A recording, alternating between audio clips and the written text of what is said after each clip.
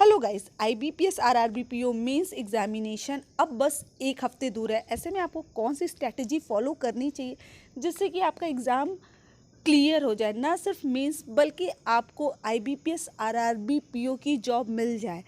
तो मैंने कौन सी स्ट्रैटेजी फॉलो की थी और आपको कट ऑफ से कम कितना ऊपर चाहिए मार्क्स, सब कुछ डिटेल में डिस्कस करेंगे। ये वीडियो आपके लिए बहुत ज़्यादा इम्पॉर्टेंट रहने वाली है। अगर आप IBPS RRB PO का मेंस एग्जामिनेशन देने जा रहे हो तो वीडियो को पूरी एंड तक देखिएगा। चैनल को सब्सक्राइब नहीं किया है तो चैनल को ज़रूर से सब्सक्राइब कर लीजिएगा। अगर हम सबसे पहले IBPS PO मेंस के एग्ज़ामिनेशन के लिए बात करें, जो कि आपको इस एक हफ्ते में करना है, क्योंकि अब टाइम तो है नहीं, एक हफ्ता है, तो नई चीज़ तो बिल्कुल भी टच नहीं करनी है। जो चीज़ें आपने पहले पढ़ रखी है सिर्फ उन्हीं सारी चीज़ों को आप पढ़िए, रिवाइज़ कीजिए। नई चीज़ अगर अभी तक आपने बिल्कुल छुई नहीं और इस एक हफ्ते में आप उठाते हो और वो आपको उतने अच्छे से याद नहीं हो पाता तो कंफ्यूजन क्रिएट हो जाएगा एग्ज़ाम में। अभी वो क्वेश्चन आपको दिखेगा क्योंकि अभी आप पढ़े होगे, तो उसको आप आंसर करने की कोशिश करोगे और अगर वो सही नहीं हुआ तो आपके नंबर प्लस में होने के बजाय माइनस में हो जाएंगे। तो इस चीज़ का आपको ध्यान रखना है कि एकदम न्यू टॉपिक आपको बिल्कुल भी स्टार्ट नहीं करना है। अभी बैंकिंग अवेयरनेस आप ज़रूर पढ़िएगा। बैंकिंग अवेयरनेस पढ़ने के लिए मैं इसलिए आपसे कह रही हूँ, लास्ट ईयर काफ़ी सारे क्वेश्चन दिखे थे बैंकिंग अवेयरनेस से और डीपली देखने को मिले थे। स्टूडेंट काफ़ी लाइटली लेते हैं बैंकिंग अवेयरनेस को, ऊपर ऊपर से पढ़ लेते हैं, लेकिन लास्ट ईयर के लगभग सभी एग्जामिनेशन में थोड़ा जीए डीपली पूछा था और बैंकिंग अवेयरनेस से भी डीपली पूछा था। तो उसके लिए आप प्रिपेयर रहिएगा। अभी तक अगर आप अच्छे से उसको नहीं पढ़ रहे हो तो आप उसको एक बार अच्छे से रिवाइज़ कर लीजिए। बाकी जो एक हफ्ता आपके पास है उसमें आप बैंकिंग अवेयरनेस को ज़रूर रिवाइज़ कीजिए। इसको रिवाइज़ करना बिल्कुल भी मत भूलिएगा। नेक्स्ट कंप्यूटर की बात करें, जिसे बहुत सारे स्टूडेंट लाइटली लेते हैं, तो कंप्यूटर को बिल्कुल भी लाइटली लेने की ज़रूरत नहीं है। कट ऑफ काफ़ी हाई कंप्यूटर की बनती है और क्वेश्चन भी बहुत इजी नहीं देखने को मिलते हैं। कंप्यूटर के क्वेश्चन हमेशा आपको कॉम्प्लिकेटेड देखने को मिलेंगे। जैसा कि लास्ट 2 ईयर की मैं बात करूं तो आपको कंप्यूटर बिल्कुल लाइट नहीं लेना है। अच्छे से आपको कंप्यूटर को रिवाइज करना है। अभी तक आपने कंप्यूटर को कवर कर लिया होगा अच्छे से, लेकिन उसको एक बार और आप रिवाइज कर लीजिए। कंप्यूटर बिल्कुल आप मत छोड़िए। जीए का पोर्शन बिल्कुल अच्छे से रिवाइज कर लीजिए इस एक हफ्ते में, ताकि जो भी क्वेश्चन वहाँ पर दिखे आप श्योर हो कि इसका आंसर ये रहने वाला है और मुझे इसका आंसर ये लगाना है। लास्ट ईयर आपने देखा होगा एक चीज़ कि जो अगर आपने एग्ज़ाम दिया होगा और नहीं दिया तो मैं आप लोगों को बता दे रही हूँ कि जो जीए था ना, उसमें कट ऑफ कितनी ज़्यादा कम बनी थी। रीज़न क्या था? 6 से 7 क्वेश्चन जो थे वो करने में कई लोगों की हालत ख़राब हुई थी। वैसे तो ईजिली 25 क्वेश्चन अटेम्प्ट कर सकता था वो व्यक्ति जिसने बहुत अच्छे से स्टार्टिंग से कवर किया था, लेकिन जिसने बहुत स्टार्टिंग से ये नहीं कवर किया था, लास्ट के बस 3-4 महीने की करंट अफेयर पढ़ के जो गया था, उसको बहुत प्रॉब्लम हुई थी जीए के पोर्शन में। तो इसलिए डीपली पूछेगा, उसके लिए भी प्रिपेयर रहना है और इजी आएगा तब तो आप कर ही लोगे। उसमें तो फिर टेंशन वाली कोई बात ही नहीं होती है। माइंड सेट करके बिल्कुल मत रखिए पेपर ऐसे आएगा, पेपर वैसे आएगा। पेपर किसी भी तरह का आ सकता है।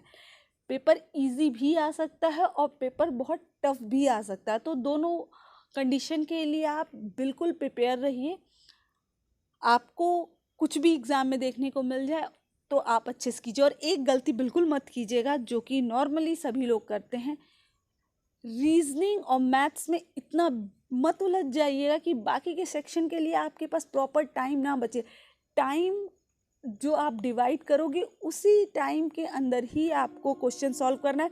उसके बाद आपको अगर वो क्वेश्चन उस सेक्शन का आ भी रहा है तो अभी आप छोड़ के अगला सेक्शन अटेम्प्ट कीजिए। लास्ट में आपके पास टाइम आएगा तो आप वापस से उस क्वेश्चन पे आइए और उस क्वेश्चन को अटेम्प्ट कीजिए, क्योंकि कभी कभी टाइम की कमी की वजह से आगे के सेक्शन ख़राब हो जाते हैं और सिलेक्शन में प्रॉब्लम आती है। सिर्फ कट ऑफ क्लियर करना RRB PO में इम्पॉर्टेंट नहीं है। आपको कट ऑफ से कम 20 से 22 नंबर ऊपर लाने ही होते हैं। अभी आपको आपका टारगेट है आप कितना ज़्यादा कट ऑफ से ऊपर ला सकते हो ताकि ईजिली आपका जो है सिलेक्शन हो जाए। अभी लास्ट ईयर काफ़ी सारे स्टूडेंट ऐसे भी हैं जो मुझसे ये पूछे थे मैम कट ऑफ इस साल की कैसी रह सकती है। तो देखो लास्ट ईयर जो हुआ था इस साल वापस से हुआ। लास्ट ईयर वैकेंसी विड्रॉ कर ली थी, इस साल भी वैकेंसी विड्रॉ कर ली, और जो कट ऑफ था उसमें जो प्री एग्ज़ाम था उसके कट ऑफ में काफ़ी ज़्यादा चेंजेस देखने को मिले जो कि बिल्कुल भी अनएक्सपेक्टेड था। अभी आप देखो किसी को नॉर्मलाइजेशन में काफ़ी कम हो गए थे, काफ़ी ज़्यादा हो गए थे, तो ऐसा बहुत हुआ था। मैंने खुद एग्ज़ाम दिया था और मेरे भी लगभग 10 नंबर बढ़ गए थे इस नॉर्मलाइजेशन में। तो वहाँ पर उस वजह से काफ़ी कट ऑफ में उथल पुथल देखने को मिली थी जो कि किसी ने सही सोचा था कि ऐसा होगा। वैकेंसी भी विड्रॉ हो गई। तो अभी ये वैकेंसी जो वापस से अगर वो लोग ऐड करते हैं तो कब ऐड होगी ये वैकेंसी? क्या ये वैकेंसी मेंस एग्जामिनेशन के पहले होगी जिससे कि जो लोग मेंस का एग्ज़ाम देंगे उनको बेनिफिट होगा, या फिर ये वैकेंसी इंटरव्यू के टाइम होगी ऐड? तो बिल्कुल अभी इस बारे में नॉलेज नहीं है। वो तो जब कट ऑफ दिखेगी तभी पता चल सकता है कि क्या इसमें वैकेंसी ऐड हुई है या फिर वैकेंसी ऐड नहीं की है। तो इस वजह से आप क्या करोगे? इस वजह से कट ऑफ पे ये मत सोचो कि कट ऑफ कितनी जाएगी, कम जाएगी, हाई जाएगी। कट ऑफ कुछ भी जा सकती है, मेंस की भी। तो इसलिए आपको बहुत अच्छे से जिस सेक्शन में आप अच्छे से स्कोर कर सकते हो उस सेक्शन को अच्छे से रिवाइज कीजिए, उस सेक्शन पे एक्स्ट्रा फोकस कीजिए। टाइम बहुत कम बचा है और इस 7 दिनों में एक मॉक ज़रूर लगाइएगा। आप एग्ज़ाम देने से पहले एक मॉक ज़रूर लगा के आप जाइएगा, जो कि आप टाइम डिसाइड किए हो उसके अकॉर्डिंग। अगर आपके पास समय है और आपको लगता है कि आप 2 मॉक दे सकते हो तो आपको बिल्कुल देना चाहिए। एंड सबसे इम्पॉर्टेंट क्वेश्चन जो मेरे पास आता है कि मैम क्या कौन सा सेक्शन मैं सबसे पहले उठाऊं? तो सेक्शन आप कोई भी उठाओ, जो भी आप अभी तक मॉक में प्रैक्टिस करते आए हो उसी के अकॉर्डिंग सेक्शन वहाँ पर उठाओ। नया वहाँ पे कुछ एक्सपेरिमेंट करने आप नहीं जा रहे हो, वहाँ आप अपनी परफॉर्मेंस देने जा रहे हो। तो वहाँ कुछ भी नया करने की ज़रूरत नहीं है। जो आप पहले से करते आए हो, जैसा आपने टाइम डिसाइड किया, जैसा आपने सब कुछ किया उसी तरह से कीजिए। कुछ भी नई चीज़ों को मत ऐड कीजिए ताकि आपका एग्ज़ाम जो है वो बहुत अच्छे से हो जाए और आप ईज़िली एग्ज़ाम को क्लियर कर ले जाइए। तो अभी आप सभी को ऑल द बेस्ट। आप अच्छे से प्रिपरेशन कीजिए, चीज़ों को रिवाइज़ कीजिए और प्लीज़ कुछ नया टॉपिक ऐसा मत उठा लीजिए जिसको अभी तक आपने बिल्कुल भी छुआ नहीं है। चीज़ें बिल्कुल हौच पौच हो जाएंगी आपकी और वहाँ पर जाके कुछ भी नहीं याद आएगा।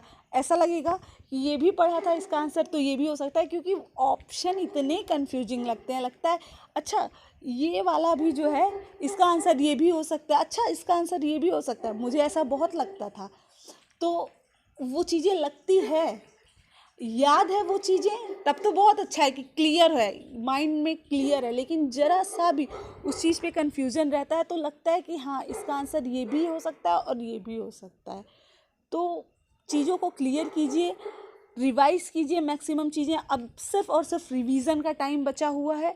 जितना ज़्यादा रिवीजन कर सकते हैं रिवीजन कीजिए। लास्ट ईयर ऑथर नेम काफ़ी पूछ रहा था तो आप बुक्स के नेम जो है वो पढ़ लीजिएगा, किसने लिखी है बुक। तो इन चीज़ों के बारे में ज़रूर पढ़िएगा। अभी वीडियो को एंड करते हैं। अगर आपके अंदर कोई क्वेरी है, अगर आपका कोई क्वेश्चन है तो आप कमेंट में मेंशन कर सकते हो, मैं उसका आपको रिप्लाई ज़रूर करूँगी। और अभी आपको सिर्फ और सिर्फ अपने मेंस एग्जामिनेशन पर फोकस करना है। तो अभी वीडियो को एंड करते हैं, मिलते हैं आपसे अगली वीडियो में।